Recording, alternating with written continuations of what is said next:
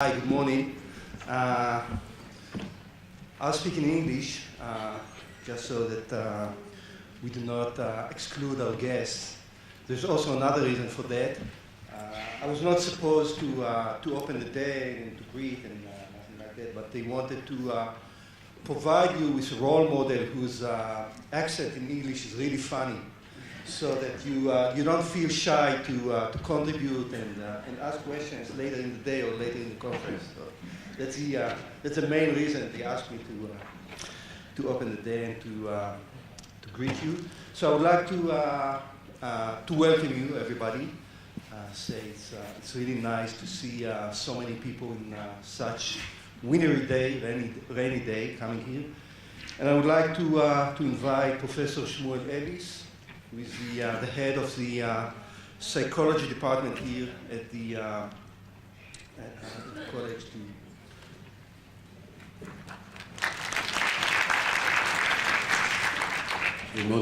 Good morning, everyone. I have only a few sentences to say, just to welcome you to the College of Management in Rishon LeZion. We are very young Department of Psychology. This is, I think, the 5th or 6th year that this department exists, and we are doing very well. Our students are very successful in the second degrees in every university in the country, and our team is involved in research in trauma. And last week we submitted a very big proposal to the, Madan Rashi, and I hope it will win this grant, and I hope that this conference will be very successful and we will all enjoy it and learn a lot. So thank you very much and have a nice week. Thank you, Shmuel, and thanks for the generous hospitality here. And I would like to invite Itai Kander, who is the chair or head of the Israeli branch of the ISPS.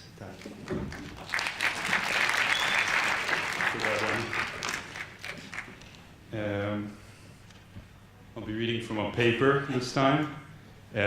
So hello everybody, and welcome to the third ISPS Israel International Conference. I will say the following, first in Hebrew and then in English. אז שלום כולם, שלום כולן.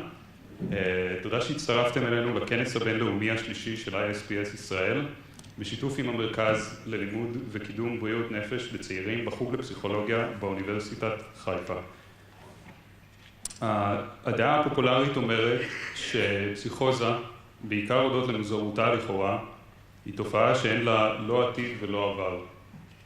אין לה עבר במובן ששום דבר לא קדם לכרונולוגית, שום דבר לא היווה את אבני הבניין שיצרו אותה. כך חלקים גדולים מעברם של אנשים שחוו פסיכוזה נשארים מאחורי חיץ קשיח. הפסיכואנליטיקאי הידוע ברטרם קארלון אמר שחוסר יכולתנו לראות את שמתקיים מאחורי הווילון הזה נובע מהפחד שלנו מאותו עבר. הניתוק מעברה של הפסיכוזה מביא גם לנפרדותה התודעתית בשאר הממדים. הפסיכוזה כתופעה מתנתקת לא רק מציר הזמן האישי של האדם, אלא היא מנתקת את האדם גם מסביבתו הפיזית, ממשפחתו, ממעגלי קרוביו, מתרבותו, ואפילו מההיסטוריה של הקולקטיב שמתוכו צמח. לפסיכוזה אין עתיד בראש ובראשונה משום שאין לה עבר. דבר שמגיח משום מקום חוזר אל התוהו ובוהו. אל מול התפיסה המשסעת הזאת, כותבת הסופרת מרי אוהגן את הדברים הבאים.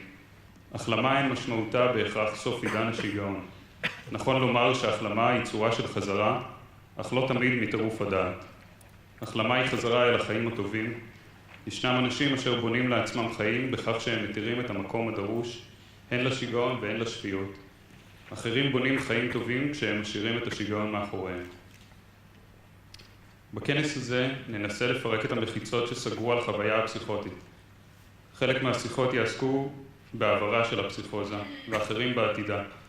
עוד אחרים ינסו להדביק את כל פיסות הפאזל. עכשיו באנגלית. According to common knowledge, and especially due to its strangeness, psychosis is considered to be a phenomenon without a past and without a future. It has no past in the sense that nothing has preceded it chronologically. There are no building blocks that create it, so that many parts of a person experiencing psychosis stay behind an impenetrable wall. The famous psychoanalyst Bertram Kellen said that our inability to look behind that curtain stems from our fear to see the past that preceded psychosis. Disconnecting psychosis from its past results in further disconnection. Psychosis as a phenomenon is disconnected not only from a person's past, but it also disconnects the person from his physical surroundings, his family and friends, his culture, and even from collective history he shares with others.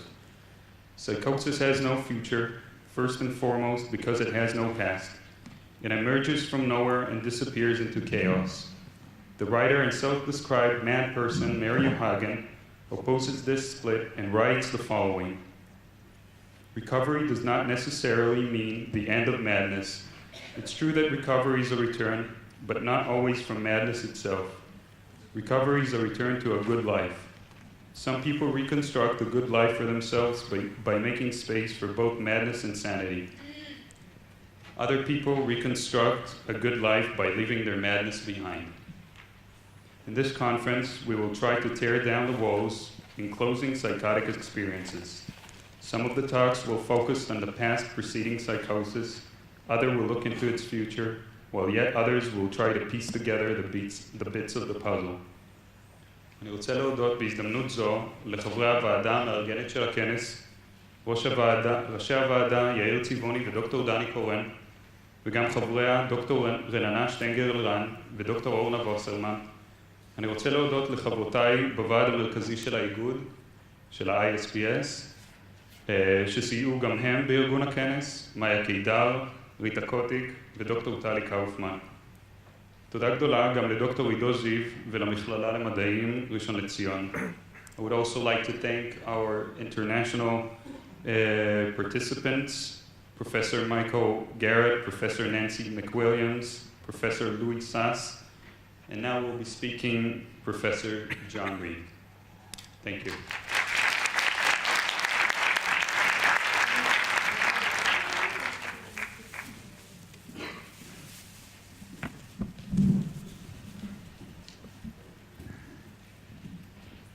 Okay, so I'm very happy to welcome Professor John Rid.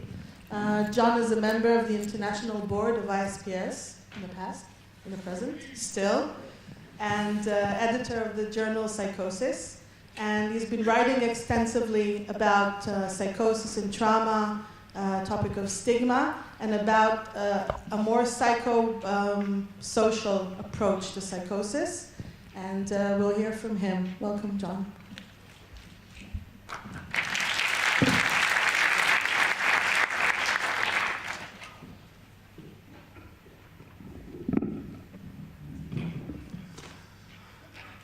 Shalom. That's it. I'm sorry. Thank you for allowing me to speak in English. And thank you for everybody who's put this gathering together, including Danny and Itai, Renana, Yair, Orna, and I'm sure there's many other people. The International Society for Psychological and Social Approaches to Psychosis has the longest and worst name in the history of organizations. Though it is slightly better than it was up to 5 years ago when we voted to get rid of the term schizophrenia and change that to psychosis, and we'll come on to perhaps why that is. I've been realizing in the last half hour that although I do talks like this around the world on a very regular basis, I haven't actually been nervous before a talk for quite some time, and I find myself nervous this morning. And to the extent that I'm aware of what that's about, I think it's something to do with coming to your country for the first time to speak about trauma and fear that I may do that in an insensitive way somehow. So if I do, forgive me, or don't forgive me, but forgive my nervousness. So I think my job really is to set the scene, because you have an amazing program, most of which is about how to work differently with people with a diagnosis of schizophrenia or other psychotic disorders. There's a whole range of different ways to work with this group of people. I'm not going to be talking about that so much as setting the scene and the context by talking about the research that shows us that there very much is a past to psychosis in terms of the individual people's lives, and that this is a psychosocial, not a medical, biological phenomenon. That's my own starting point. So I will be presenting quite a lot of research about the psychosocial causes of psychosis. But I want to put it first in a broader context, because I think the medicalization of human distress in the last 20 or 30 years has reached such bizarre proportions that we need to really continually name it and fight back against it. We have a situation now where, in Britain, where I'm from, 1 in 10 of our population is on antidepressants, which means 1 in 7 women, because most things in psychiatry are prescribed to women twice as often as men. In America, it's now 1 in 7 people are on some form of psychiatric medication. 1 in 4 boys in some states are on ADHD medication. I tried to find the figures for Israel. I couldn't find anything since 2007, at which point 7% of people were on antidepressants. So that was about on par with the other countries, which now have 1 in 10 people on antidepressants. And if it is the case that number of people in our society are so depressed that they need a chemical intervention to deal with it, maybe we need to start asking why so many people are depressed. I actually am not sure that's the case, because you have to factor in some extraordinarily effective marketing by drug companies. Not marketing of their products only, but marketing of this idea that if people crack up under a competitive, hostile, damaging environment or system, there's something wrong with them as an individual, something wrong with their brains, with their genes. It's a very powerful political position to take, that when people crumble, it's nothing to do with their social environment. And I think in psychosis in particular, this model is particularly powerful. We have come to a position where people who hear voices or who have strange ideas thinking that the world is out to get them, we just assume, or we're told, that there is something wrong with their brains and or their genes. The myth of the chemical imbalance, invented and propagated by the drug companies, is a myth, and it's a powerful, powerful one. And I'm going to argue, to set the scene for all these other wonderful people who are going to make suggestions about how we can work differently, other than just tranquilizing people. We'll set the scene by arguing that we can make sense of hearing voices, just as we make sense of dreams. And when people are paranoid, maybe the first question is to figure out how many bad things have happened in their life, that it makes sense that they are now scanning for the next bad thing to happen. I don't think you need to be a psychiatrist, a psychologist, or an academic to grasp the idea that if enough shit happens to you, you are going to be looking for the next shit. And to come along and call that a paranoid disorder and medicate it, I think is bordering on the negligent, and well within the boundaries of stupidity. And it's not helpful. So those are my starting positions. Nice neutral start for you for the conference. I'll tell you one story, and you will all have these stories if you work with psychosis. If you don't have stories like this, you're not listening. So I'm sure everybody in this room does have many, many stories like this. So my very first job in psychiatry was a long, long time ago in Montefiore Hospital in the Bronx. And it was my job as a nursing attendant to sit with this woman 2 hours a day to make sure she didn't kill herself. She had been trying to smash her head into the wall. And I had no idea what to say. I was the same age as her. I didn't think it was a good idea to lock a 21-year-old male in a room with a 21-year-old female who was terrified of the world. But that was my job, so I didn't know what to say because I hadn't been clinically trained. So I said, if you'd like to talk to me, that would be good, but if you don't want to talk to me, that's okay. It's not bad, so an untrained person. Nancy agrees, she thinks that's... but unfortunately, she didn't want to speak to me, at least not that day. The next day, because we were doing 2 hours per day, and in shifts with other people, the next day she said, "My," and stopped. And the following day she said, "Father," and stopped. So I thought, okay, we can do this one word at a time. But the next day she didn't say anything. And on the following day she said, "Me." So now we had my father, me. And when we got the family history, as of course we should have done to start with, the missing word was raped. And there's layers of lessons to be learnt in that one interaction, including the ambivalence with which people tell you things that have happened in their life. She was telling me and not telling me at the same time. She was telling me and testing me, would I be bothered to find out what the missing word was, and probably feeling ambivalent about whether she wished I did or didn't. That was just the first of many, many times when, if you're able to establish something resembling a relationship, I don't know if we'd call that in that locked room a relationship, but it was sufficient for her to do what she did. If you're able to do that, people will, not always, but many, many times, tell you some pretty awful stuff that's gone on in their life.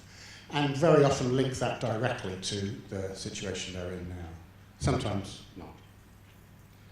So, here's our agenda for today. A little bit of history and terminology, but the primary part of the talk will be about the evidence base for the social causes of mental health problems. And I think, and particularly for psychosis, which is important because we have all been taught, unless you have a completely different set of textbooks in Israel, which I'm sure you don't, we have all been taught that this is a biogenetic illness with very little to do with what goes on in people's lives, and that the primary treatment should be antipsychotic medication. And I'm going to try and demonstrate this is not the case. And then, of course, the implications, and I'm going to be brief on that because the whole of the rest of the conference is about the implications. Let's get the advertising out of the way first. I'm hoping that, apart from all joining ISPS, which is the whole point of this conference, actually, no, not really, but I hope some of you do, and I hope some of you will get over to our international congress, which we hold every 2 years, which is next year in Liverpool. And just to draw your attention to those of you who haven't heard of the Hearing Voices Network, which is probably the most exciting thing that's happened in mental health services in the last 20 years. These are people that used to be the sort of anti-psychiatry survivors, psychiatric survivors movement, who got fed up of waiting for psychiatry to change and have decided to get on with it themselves. And in 20 countries around the world provide support groups for people who hear voices, by people who hear voices, without judging, labeling, drugging, pathologizing, or any of those things. So it's just to let you know that is out there. That's the journal that Renan referred to. In an hour, obviously, I'm going to be making quite a lot of claims, if you like, with only time to show you one or two of the research studies behind each. If you are interested in more of that evidence, and this is a book we put together, 23 of us, including some psychiatrists, you'll realize later why that's an important remark to add. That this is where I make the bad joke that some of my best friends are psychiatrists. It never works. I don't know why I keep doing that. So you might want to explore that. So I like to have scapegoats. It's important to have scapegoats when you try and understand how did we get into this mess. So it's all his fault, all of it. Emil Kraepelin invented what became schizophrenia. He called it dementia praecox. And he was very, very good at teaching us all how to ignore the social context and to make people look mad by ignoring the social context.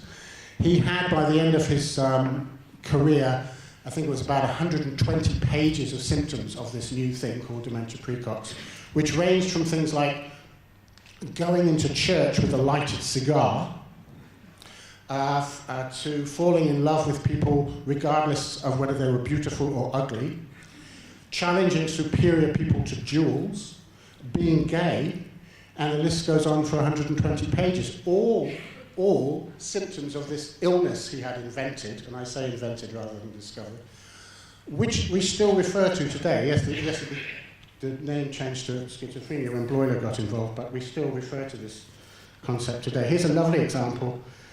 Sorry, it's a bit grainy, but it's a very old textbook. These are people exhibiting their symptom waxy flexibility, which is a symptom of catatonic schizophrenia. They had all been stood like this. Is from Krepler's textbook. They had all been stood like this for several hours. And it is a bit weird, isn't it? You'd have to be a bit crazy to stand like that for several hours, you'd think. You call it the mannequin challenge. Okay. But he was almost a scientist, or he tried to be a scientist, so he did actually ask them why they stood like that. And I don't know if you can read this at the bottom. It basically says, I stand like this because you told me to. I stand like this to order, because it is ordered. And why would a psychiatrist tell someone to stand like that? That's kind of a silly thing to do, isn't it? Well, no, because the psychiatrist wanted to find out if these people had this symptom called waxy flexibility, and the additional symptom, automatic obedience. Now, if you ignore the social context, then these people, it's a bit crazy to do as you're told when told to do ridiculous things. Until you remember that at this point in history, your chances of getting out of hospital lifetime was about 50%. And who decided if you get out of hospital? Psychiatrist. Do you do what the psychiatrist tells you to do? I would. It's a cheap example in a way, but it is an interesting example of how the levels of silliness that can happen when you take a very reductionist medical approach to human interactions, and especially if you ignore your own role in the social context. So Kreplin and Bloiler admitted we have no idea where to look for the causes of this, to be discovered later. Just take our word for it. This is an illness. It's a medical type illness. We don't know what the cause of it is. We can't agree what the symptoms are. There's so many of them. We set off a debate that lasted 100 years about, and still going on, about what the primary symptoms of schizophrenia. Is it Schneiderian? Is it something else? Is it DSM? Whatever. But all this will be discovered later, including the biological cause. And we still hear this today, 100 or more years later, from the geneticists. We're on the verge. We're almost there. We will soon find not the schizophrenic gene anymore. We finally acknowledge that that doesn't exist after wasting millions of dollars looking for it. But if you give us more millions of dollars, we will find the combination of tiny baby genes. But we will get there, to be discovered later. In the meantime, we've done lots of interesting things to people between now and then. This is the hanging people from the ceiling until they get better approach. No idea what the theory behind that was. This is the calming box, which wouldn't work for me. This is the rotating people back to sanity box, chair, the rotating chair. And this is something that hopefully in 10 years' time somebody will be stood on platforms like this saying, here's another ridiculous, bizarre thing that we've done to people with this and other diagnoses, electrocuting their brains to cause grand mal seizures, which is actually increasing in some countries. In America and Australia, this is on the increase. In most countries, it's on the decrease. But hopefully we will soon be able to put that away as well into the huge box of psychiatric disasters in terms of things that we've tried to make people sane again from a medical perspective. So just quickly, get out of the way the idea that there is such a thing called schizophrenia, which there really couldn't be, given its historical origins of hundreds of different types of behaviours. This is important not only from a scientific point of view of the fact that there's no reliability or validity to this construct. It's important because this is such a powerful word.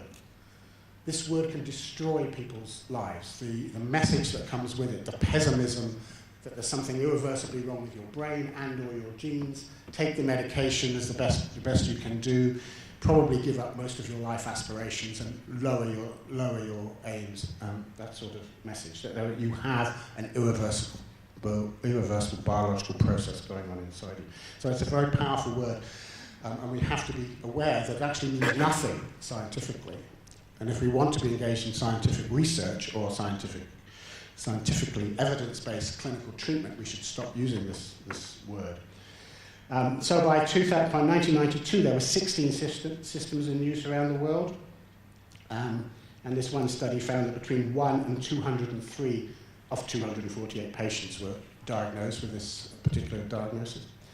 Then there's that lovely Rosenhan study, which all of us wish we had done, on being sane in insane places, where this very naughty American psychologist got his PhD students, at a time when PhD students did what they were told them to ring up the local hospital and say they were hearing the words empty and thud.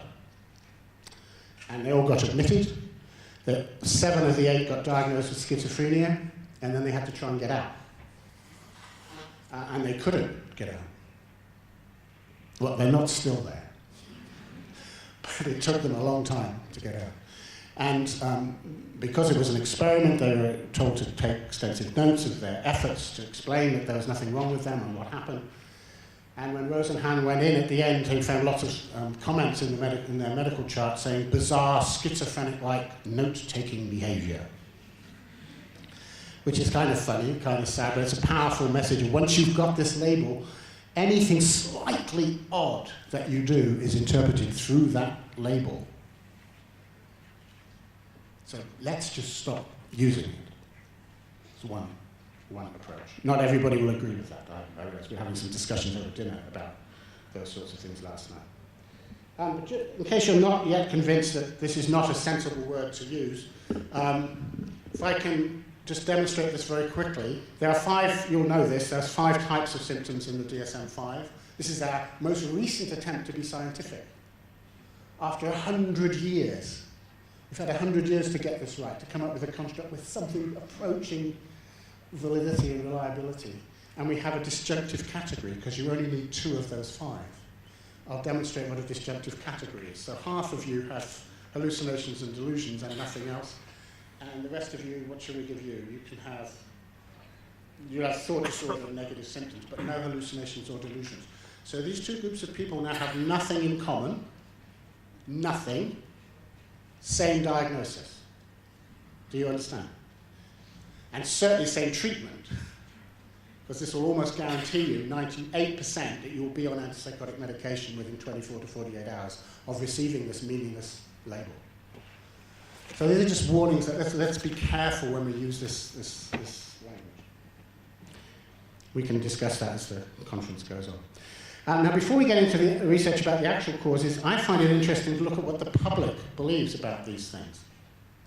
And when you do surveys around the world and ask people what causes psychosis or what causes people to hear voices, in all of these countries they say primarily psychosocial things. They say loneliness, stress at work, stress family, child abuse, child neglect, unemployment, attachment, all of that sort of stuff in all of these countries. Israel's not there because I'm not aware of any studies on that particular issue having been done. Not because Israelis think differently from this. There is one country that thinks differently, one country that thinks psychosis is caused primarily by biological factors. It's a country that gets everything wrong. It just can't help itself. We don't need to dwell on that because it's too bloody depressing at the moment, so we'll just move on. So it's not that these people are saying it's all psychosocial. They're not stupid. They have a multifactorial model, as we academics would call it. But biology and genetics is way down the bottom of the list. This doesn't make them right. I have a fridge magnet that says never underestimate the stupidity of large groups of people, which has been borne out several times recently in my own country regardless of Brexit and in America. I thought we said we weren't going to talk about that, John. Okay, so it doesn't make them right, but it is interesting that these are your clients. So people come into mental health services with a psychosocial model. They don't come into mental health services with a biogenetic model. They may pick that up if they're told that enough times. But the starting position of the average person coming into mental health services is that bad things have happened in their life or they're living in bad circumstances, and that's what they need some help with. People with a diagnosis of schizophrenia have particularly strong psychosocial views. again, doesn't make them right. But I think we should be respectful and at least be interested in their psychosocial, in their causal beliefs, shouldn't we? Rather than telling them what we think has caused their problems. Maybe they've been thinking about it a bit longer than we have, since it's their life. Here's a study, 97% of people with this diagnosis did not believe they had an illness, had a psychosocial model.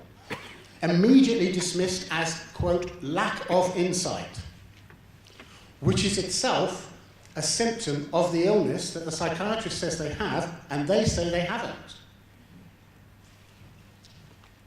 There's a certain degree of arrogance in that, taking that position. And it gets really bizarre now, because they've come up with a word for that called anosognosia, and they have found the part of the brain that causes you to disagree with your psychiatrist. That causes this lack of insight. You couldn't make this up. This is one of those do we laugh or cry moments. Anosognosia, specific part of the brain that causes people not to agree that they have a biological illness and to insist that there's something gone on in their life that has caused their difficulties. That's proof that they're wrong. It's not a good way to start a therapeutic relationship, is it, really? When you do surveys of psychiatrists, at least in the UK, you find the exact opposite to the public.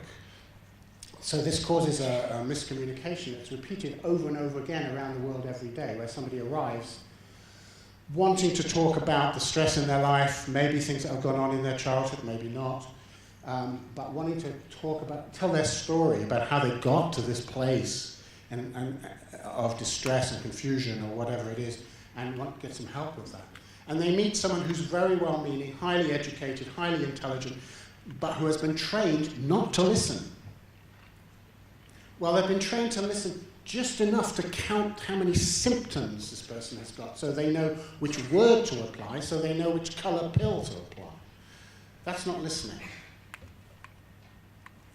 And it's very sad, I think, for both parties in that room. That miscommunication is very frustrating, I think, to both people. You know.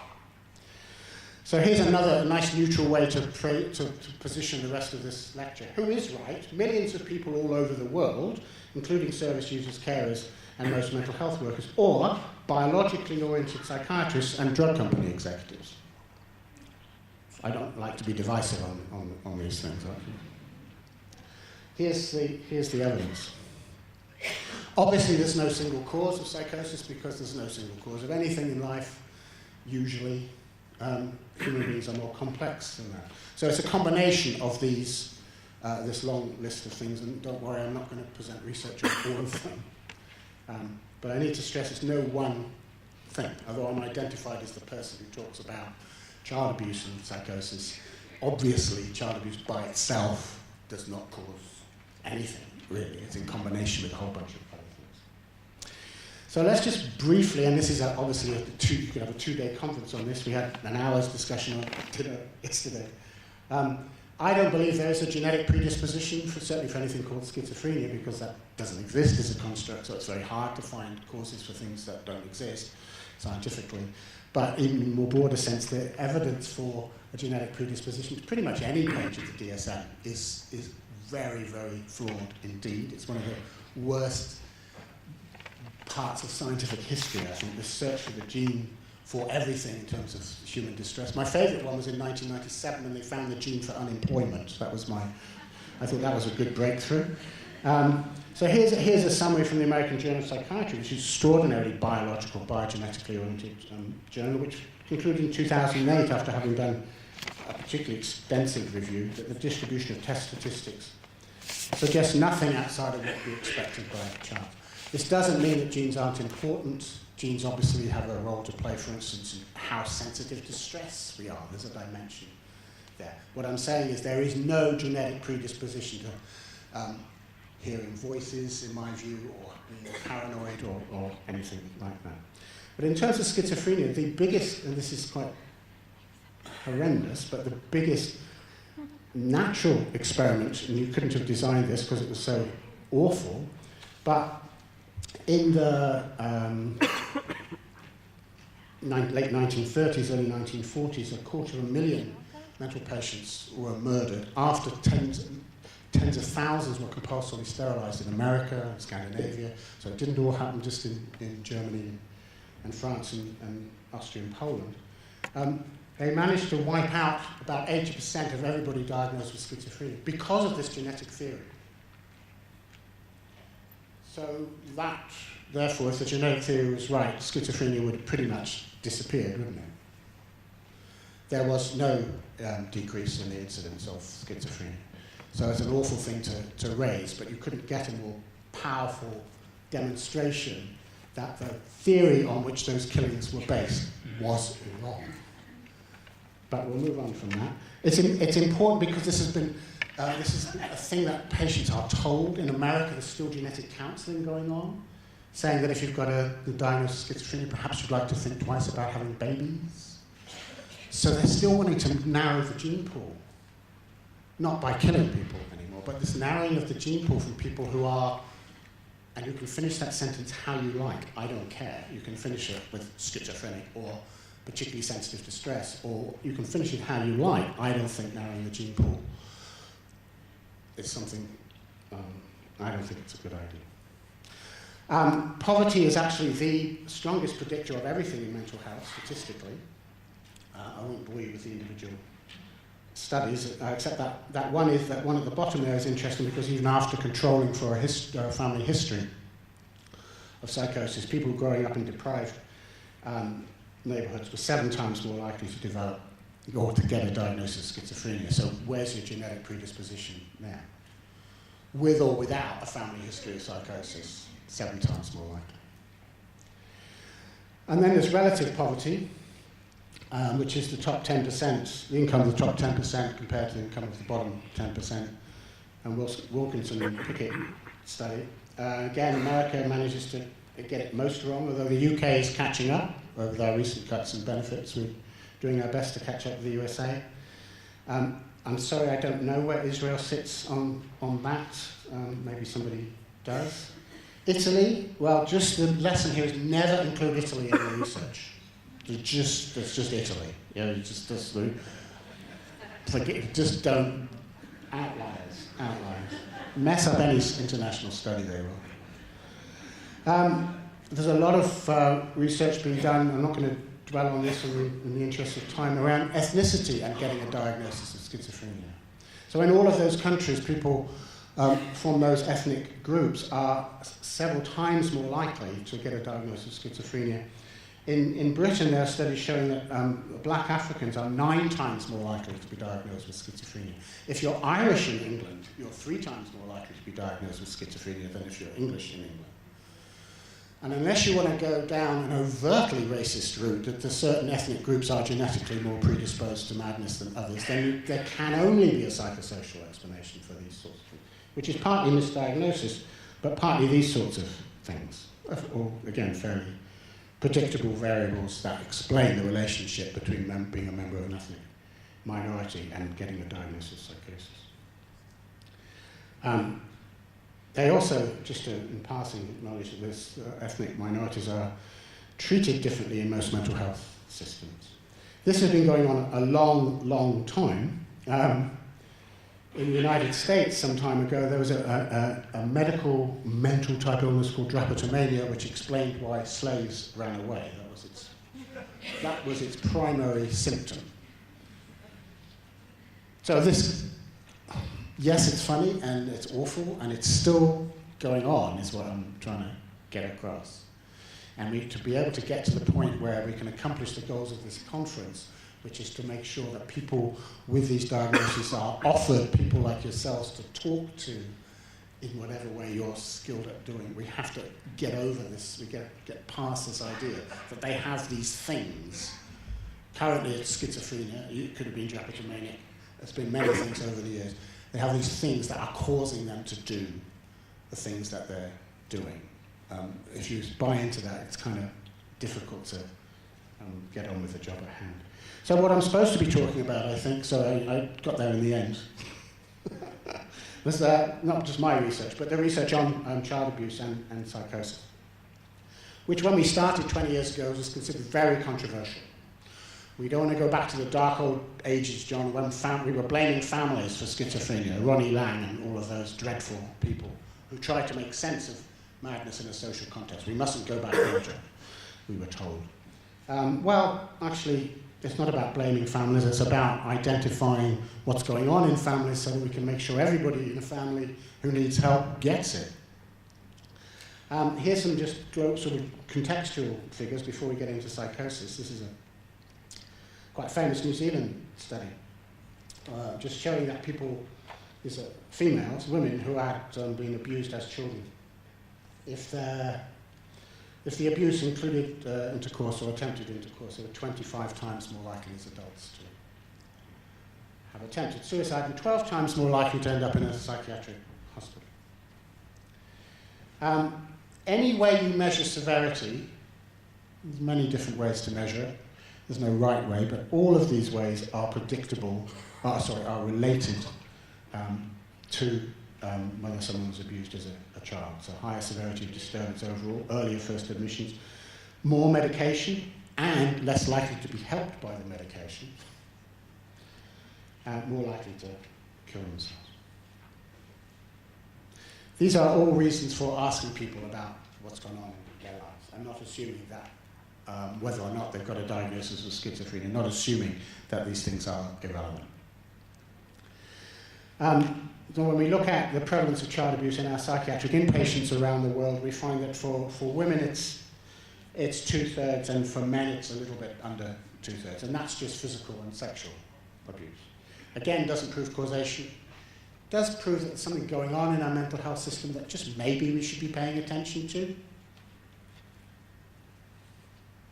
then when you add the other types of abuse, so emotional abuse and neglect, which we have been slower to research, if you add those in, these are studies of people with a diagnosis of schizophrenia, the rates of people who have experienced at least one of these types of childhood adversity gets up to the 80 or 90%. Again, not proving causation.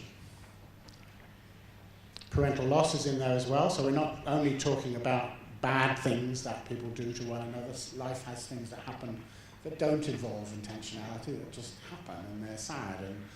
And I think it's significant that this group of people, this is first episode psychosis, but it's a common finding, it's just one study of many.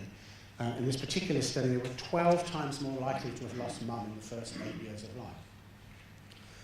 Again, doesn't cause anything by itself, right? But it can be a precursor for other things. Assuming that there was a good attachment relationship there, mum is usually a protector against some of the other things that can happen. And anyway, it's just the sort of thing that we ought to be asking our clients about. They may want to talk about that. They may not, but I think we should give them the opportunity. So by 2005, we put together the studies that had been done by then, and the first review arguing that there was a causal role for childhood trauma in psychosis. Mixed reactions. We got many, many emails from service users around the world saying, about fucking time some of you academics paid attention to this. They were really angry that they've been in mental health services so long and not being asked about any of these things. And they were scared to tell, because when they tried to tell, they were told that didn't happen. Or they were told even worse things like, that's part of your delusional system, which is a fairly awful thing to do. That's the ultimate blaming the victim sort of thing. We got from some part of the mental health world, we did get some criticism, and we got some reasonable middle ground stuff like, oh, it's a bit early to conclude that. We need some more research. And I think that was a fair point of view. Since then, nowadays there's a study once a week. Up until 2000, there was about one a year. It's just off the scale now. I've given up trying to keep track of it. This is called cherry picking. This is very naughty. I shouldn't do this as a professor. This is the study with the most powerfully demonstrates the relationship. I'll show you a more balanced overview in just a second, but this is the one I like to present to hostile audiences. It's because I'm naughty. This is a large-scale study, over 8,000 people, where people who had experienced all 5 types of trauma, which is physical, sexual, and emotional abuse, and emotional and physical neglect, the standard 5. There's others, of course, but those are the standard 5 that I usually research. People who are unfortunate enough to experience all 5 were 193 times more likely to be diagnosed with psychosis. And I like to say that several times and then ask them to present to me anything at all from your biogenetic research that comes vaguely close to the strength of that kind of relationship, which is very naughty because there isn't any. But that is cherry picking. So, 2008, this is just a nice little story. 2008, I was asked to do another review. I've done several by now of the literature. I said no, because it's enough out there. Either people will get it or not. What's the point of continually saying the same thing? We need to move on to actually implementing it now, not just demonstrating anymore. Change mental health services. But when I said no, this was a new journal, and they persuaded me by saying that this journal, John, goes to the 20,000 psychiatrists in America who are most involved with schizophrenia. And when you have a grandiose delusional system like I do that says I'm sent by God to change mental health services, that's a very hard thing to turn down. So I said yes, and then I thought, how do they know that? How do they know the 20,000? So I emailed them, and when I got the answer, I was so embarrassed, I felt so naive.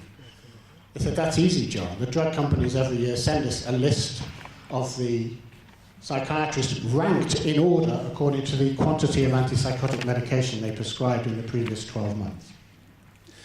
That's how good their research is. That's how organized they are. Anyway, we found the same things again, surprise, surprise, but we did use it as an opportunity, just to look at the bottom part of the slide there, to remind people about what the original stress vulnerability model said. Because the stress vulnerability model is such a panacea, it sort of explains away everything and creates the illusion that we have included stress, haven't we?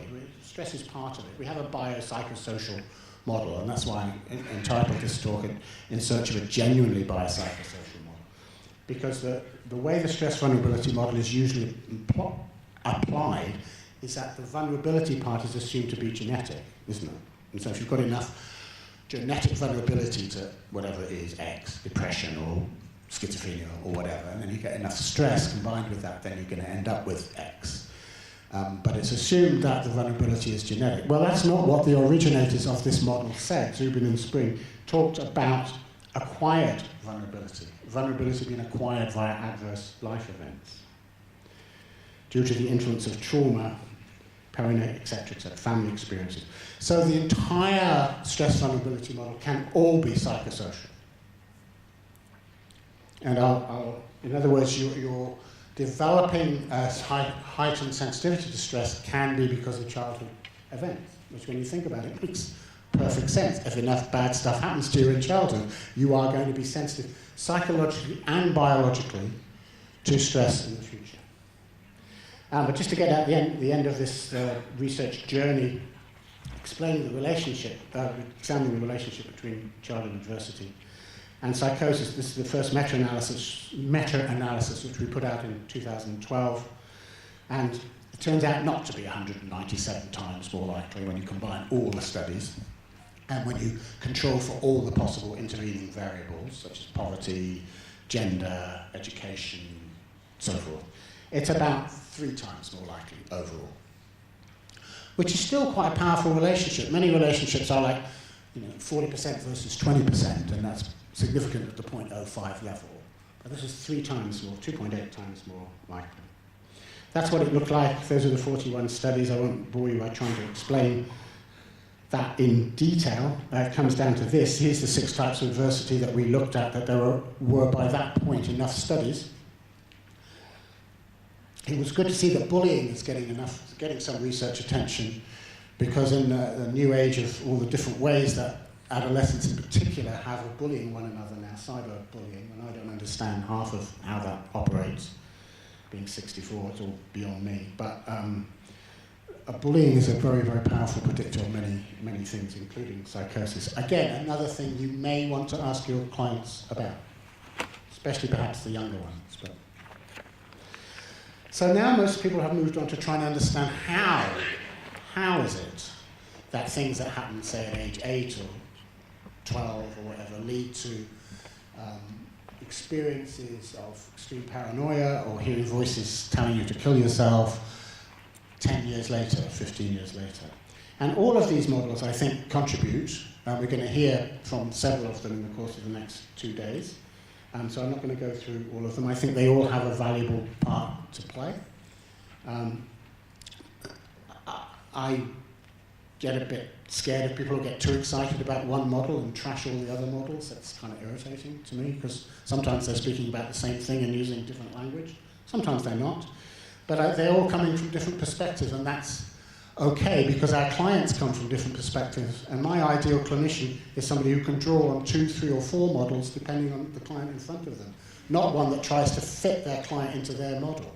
But I get a bit preachy about that, so I'll move on to the traumagenic neurodevelopmental model, which is very narcissistic, because that's our model and our attempt, not because we disagree with the others, but because we wanted to include biology in this picture, which is interesting for me, because I spent the 20 years that I worked in mental health services before I became an academic and a researcher, really just not able to listen to any biological stuff. I took a very ignorant, bigoted position that stopped talking about the brain and genes. I don't want to hear about it. Let's just talk about what's going on in this person's life. So I had to get over my stupid rejection of the role of biology.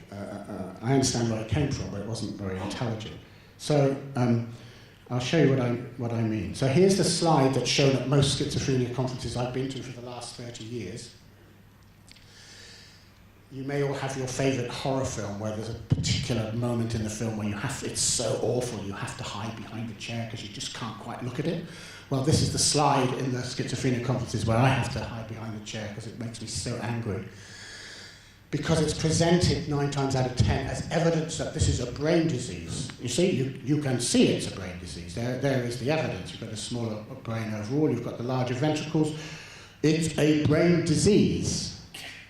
And I have to put my hand up, and my hand's shaking. Michael was talking about a nervous intervention from the floor of a conference last night, and my hand is always shaking. It's easier when you're up here. From over there, it's kind of quite hard because you can get talked over and made fun of and everything. Well, you can get made fun of from up here. But, and I say, excuse me, what do you think a brain is for? And they all look around and think, oh dear, there's an alien in the room. And then I try and make it a bit easier for them by saying, well, let's put it this way. What use would a brain be that didn't respond to the environment? And then about half of them sort of go, oh, that's interesting. In other areas of neurology, this is not a problem. Only in psychiatry is the first question not asked. When you see brain differences like this, the first question everywhere else except psychiatric conferences is what happened to the people who have a brain that is so different. But in psychiatry, it's used as evidence that the social world and the social context is irrelevant. This is a brain disease. So in 2001, we tried to speak to these, what I call the context-less brain researchers, which isn't very polite, but they do make me a bit cross. By 2000, we, for the first time, knew what was going on in the brains of traumatized children. We didn't know that until then. The research hadn't been done. So we wanted to see if there was any overlap at all between what we knew about the brains of people with a diagnosis of schizophrenia and the brains of people who have been traumatized as children. So here's a list that's in every standard textbook, psychiatry, psychology, nursing, social work, that tells you what's wrong with the brain of a schizophrenic person. And we wanted to see, is there any similarity at all between that and what's going on in the brains of traumatized young children. This is what we found. I'll do that again. You understand? It's an absolute map on. It's the same thing. I think this has helped. I think it has helped people not be so silly, not make silly claims about when there are brain differences, and have made people begin to, even if you start from a biological perspective, start asking more what's gone on in those people's lives. We did update that recently and found another 125 studies that provide indirect or direct support for that model. Implications, which is what this conference is actually about, but hopefully what I just presented might, maybe you knew it, or actually the most common response I get all over the world is, John, we knew all that. We just didn't know there was so much research behind the fact that our opinions are correct, that they're evidence-based. Because we're continually told, that's not evidence-based. Evidence-based is genes and biology and medication, and you're not evidence-based. So I probably might not have told you anything you didn't already know, but hopefully I've shown you, given you some ammunition to make those arguments at work. So clinically, to you lot, I don't need to spell this out. Obviously, we need to give people an opportunity to talk about their understanding of their problems. And in terms of this medication versus psychological interventions, can you please, when you get into these arguments, just put forward, it's very simple. It's not about being for medication or against medication. It's about being for the basic ethical principle of informed choice, which is in my code of ethics, and it's probably in all of yours. That's our role with clients, not to tell them, oh, psychological treatment is better than medication, or vice versa, or you must be on your medication forever, or whatever it is. It's to lay out the pros and cons, the evidence-based pros and cons of a range of treatments, and then respect people's judgment. It's as simple as that, actually. It's important that the NICE guidelines, the Clinical Excellence Guidelines in the UK, finally got round 7 years ago, to acknowledging that psychological treatments are just as effective as medical treatments. What time did I start now? Sorry, no one to wrap up. 5, 10 minutes? Wrap up now? 5? About 5, okay. So again, just looking briefly at this is, again, like the area of diagnoses and causal theories, there's some myths to break through a little bit. The myth of the effectiveness of antipsychotic medication. Quickly, when you do surveys of people in all of these countries, surprise, surprise, people for themselves and their relatives prefer someone to talk to rather than medication. Again, it doesn't make them right, but it's what they want. And we have a lot of talk, don't we, about service user-led services. Well, if we did what service users and their families wanted, and medication would be a last resort, or certainly a second resort, everybody would be offered psychological treatments. Here's a study, there's been many studies like this, but most of them were a long time ago. Here's one that just came out last month, showing yet again that people not on antipsychotic medication do better long term. This is over a year. But the longer the studies go, the better, the bigger the difference is with non-medication doing better. We might cover that a bit when we talk about Soteria House tomorrow. So these results corroborate previous studies finding improved functioning in individuals with this diagnosis do not take medication compared with those who do. It doesn't mean it doesn't help some people, but you wouldn't know this, would you, from the standard line that most psychiatrists take, that you have to be on your medication. It's almost negligent not to be on your medication. But over a period of time, starting with a year and onwards, people off medication who don't either who don't go on it or get off it very quickly do better than people who stay on it. Here's a Cochrane review of risperidone. So if you really want to know whether antipsychotic medication works, you don't ask the drug companies, and you probably don't ask John Rid either. You go for a Cochrane review, which is world-renowned as the most objective, best, neutral one. And they talk about it having a marginal benefit in terms of clinical improvement. Global effects, no better than placebo. I'll say that again. No, I won't. Did you take that in? And then they conclude, this is amazing, because most Cochrane reviews always end with, well, on the one hand, and on the other hand, not enough research, we need more research, we need better research, don't know, got to be cautious.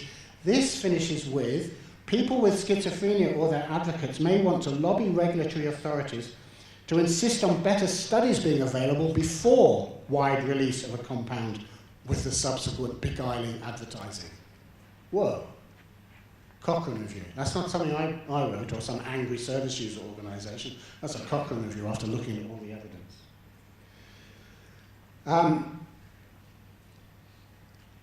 If I can't put that up and not talk about it very briefly. This is when I collect, one of my fetishes, I won't tell you all my fetishes, the fetish I will share is that I've been collecting drug company ads from the American Journal of Psychiatry for 4 decades, which is very obsessive.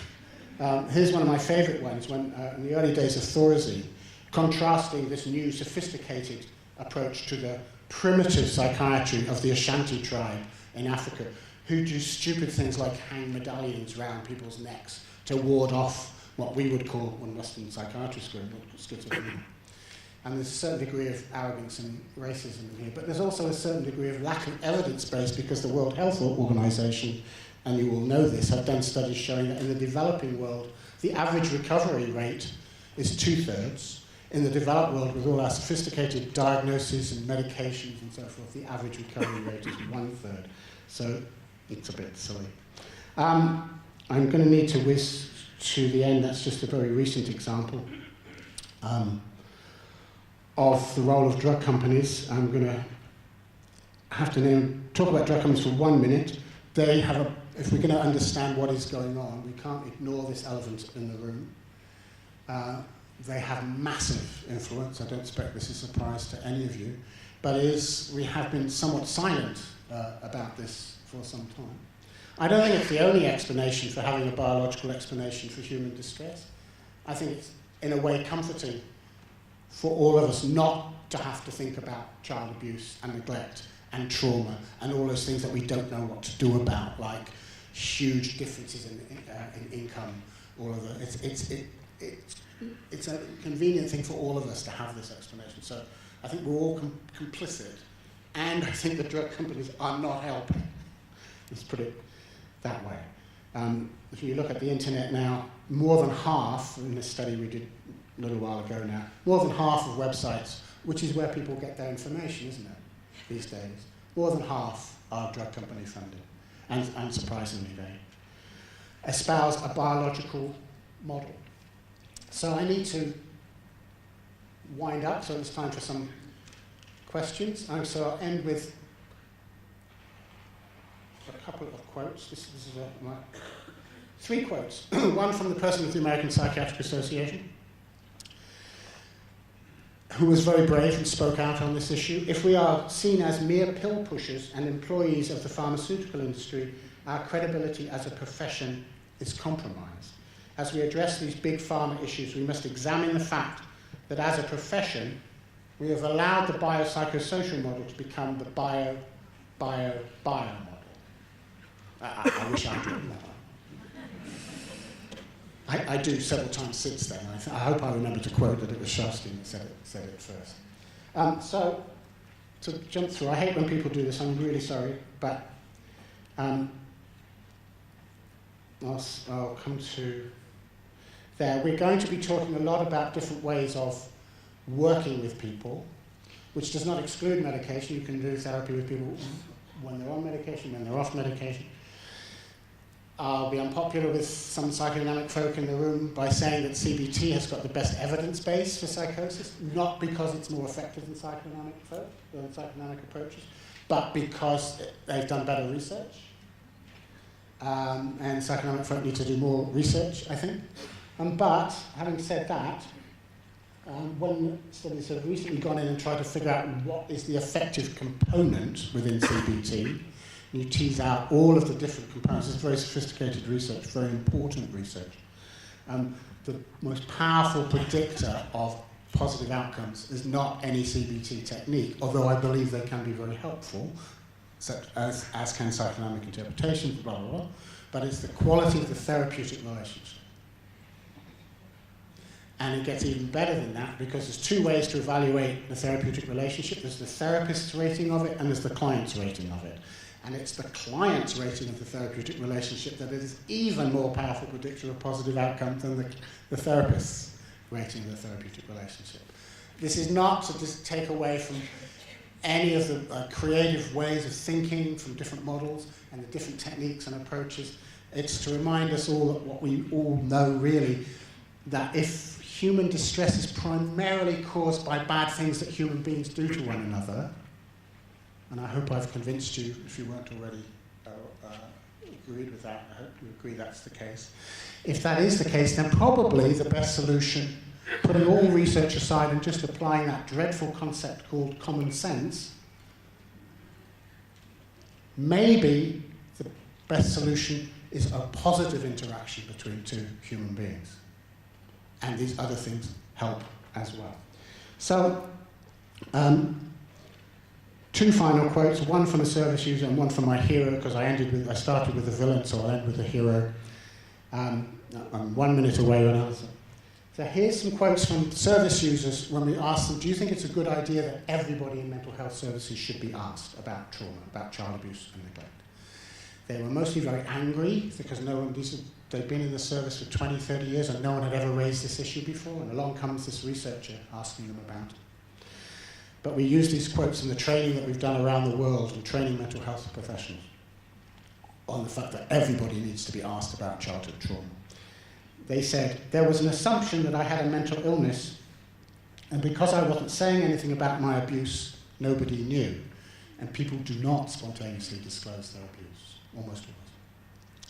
There were so many doctors and nurses and social workers, and I'm sure psychologists, in your life asking you about the same thing, mental, but not asking you why.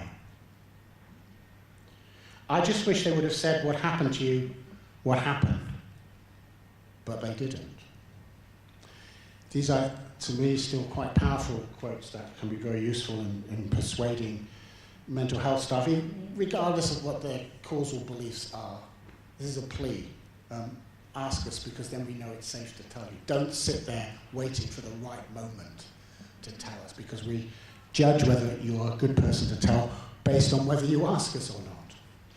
And finally, to end with a hero, because this goes beyond clinical practice. I know that's what we're here to talk about today, but I started with a broad context, and I'd like to end back to that broad context, even if it isn't quite the specific focus of this conference, because if we know what causes human distress, and I believe we do pretty much, we need to be doing more about preventing it, not just being at the bottom of the cliff.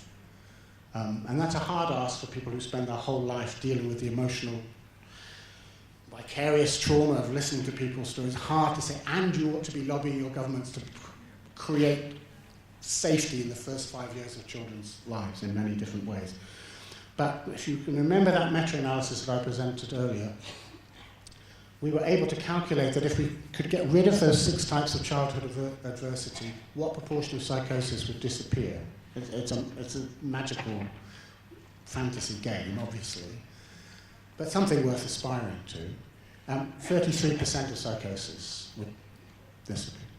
So primary prevention is an important thing to keep in the back of our mind. So I'll end with my hero, which is George Albee, who was president of the American Psychological Association for many years. Unfortunately, he's someone, if you turn his head upside down, he looks exactly the same. But I won't do that to him, because that would be undermining of my deep respect for him. Instead, I'll quote something from him when he came to Auckland, where I was. And he's been telling off psychologists like me and other psychologists around the world for all his professional life about being at the bottom of the cliff instead of the top of the cliff. And he put it like this, and I'll end with this if I may. Psychologists must join with persons who reject racism, sexism, colonialism, and exploitation, and must find ways to redistribute social power and to increase social justice. Primary prevention research inevitably will make clear the relationship between social pathology and psychopathology, and then will work to change social and political structures in the interests of social justice. It is as simple and as difficult as that. Thanks very much for having me.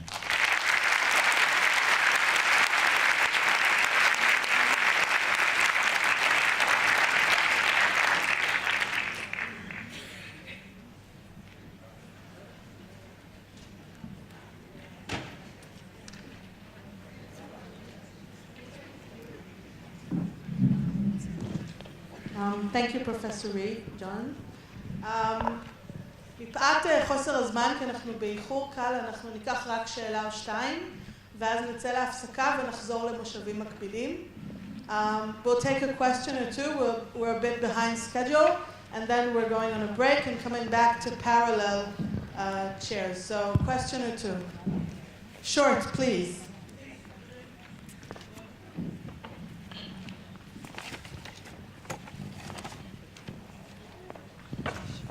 אני אשאל בעברית, את תתרגמי.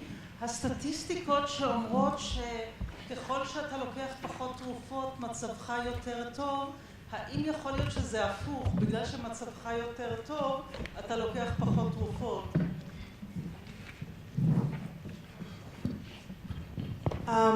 The question is regarding the statistics that if you take less medication, you do better. The question was whether it's the opposite, that if you do better, you take less medication. Good question. The answer is both.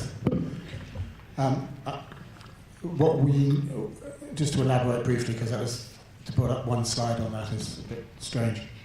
The latest meta-analyses are showing that about 75 to 80% of people actually do no better than placebo on antipsychotics. So that leaves us with 20 to 25% of people who do better if you define doing better in terms of symptom reduction.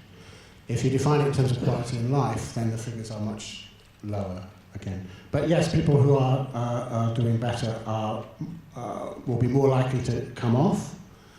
So it is a circle, like many things in human situations. But the other piece of that puzzle is that regardless of whether people feel it works or not, 50% of people throw them away within the first 6 to 9 months anyway because of the side effects. So even if we don't need to think that antipsychotics are a bad idea or not a very good idea to need to develop psychological treatments, we need to do it because people will throw these things away anyway, and then we're not offering them anything if we don't develop psychological approaches. But the short answer is both, sorry.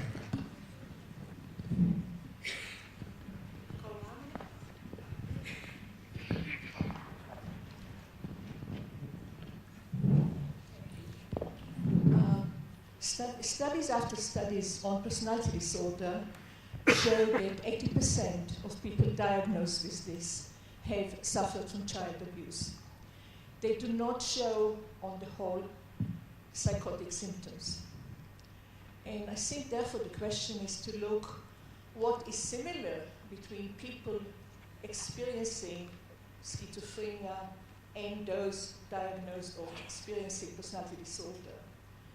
It seems to me that it is, at the experiential level, desperation for being accepted, but doing the best they can to be rejected. And therefore, I think there are, I would like you to comment on that. Also to comment from the perspective of the new meaning of recovery, which you haven't mentioned at all in your talk. Thank you.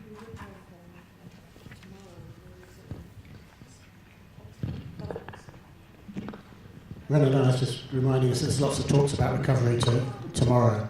And I think the recovery movement is a very exciting one, although it's in danger of getting co-opted by mainstream services and turned into something else if we're not careful from its original intention. But the basic idea, as I understood it, is service users sort of rebelling against the idea that they have irreversible conditions and that they can recover and do better.